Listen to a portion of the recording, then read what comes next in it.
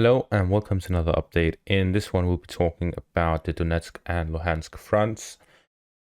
As we can see here by the Volodar area, we see that the Ukrainians are still trying to hold back the Russians from completely capturing Pavlivka. According to Ryberslayer's report, the Ukrainians are trying to set up a minefield north of Pavlivka to prevent the Russians from attacking from the southern area, which will force them to attack from the open field to the east towards Volodar rather than going from the road. This prevents the Russians from getting a proper position to attack Volodar from, rather than from the open, which is more vulnerable. Further northeast, we see that the Russians are still attempting to advance towards the road and cut it off, cutting Volodar off from supplies.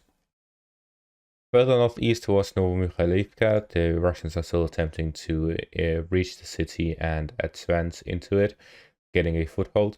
So far, they have failed to do so. Around Marinka, the fighting is still ongoing. The central area of the city is contested, which leaves it in a position where neither side is in control of it. Further north around the Pervomaisk area, there are a lot more updates. Here, the Russians have managed to capture Opytne and are trying to advance northwards of it.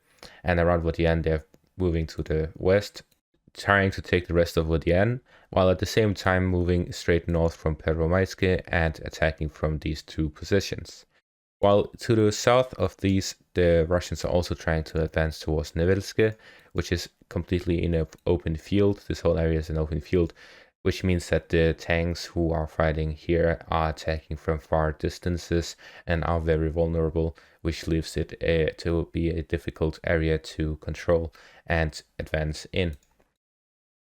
And finally, we see that with the capture of Opytne, there's now nothing between the Russian forces and Sheverne.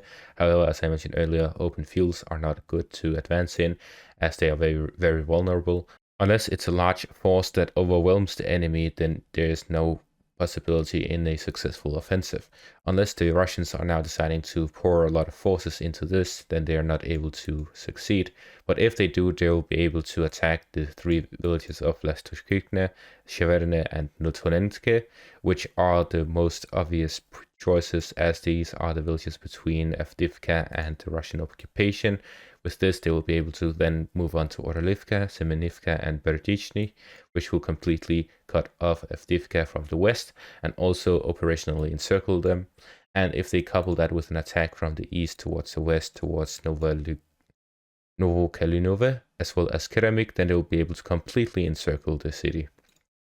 So this is a multi-step process and it requires a lot of forces. However, the Russians now have enough forces to conduct such an offensive, and we'll have to see what their plans are. So far, it seems to move westwards towards Pervomaisk and taking control of that, and then cutting off the southern and northern fronts of the Donetsk front.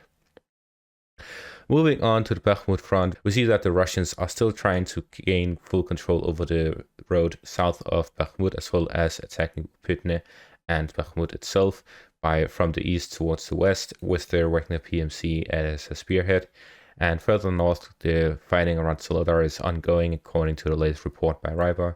And further north, we see that the Russians are still trying to take over Bilohorivka. According to the latest news, they have attained a foothold within this village and are now trying to kick out the Ukrainians and retake the village from them.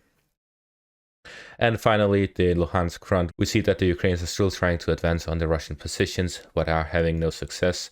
As we see, they are continuously attacking, especially Kosemivka and Kolomichivka, as this would cut off supplies from Svatove to the north. However, they have so far failed to capture the villages.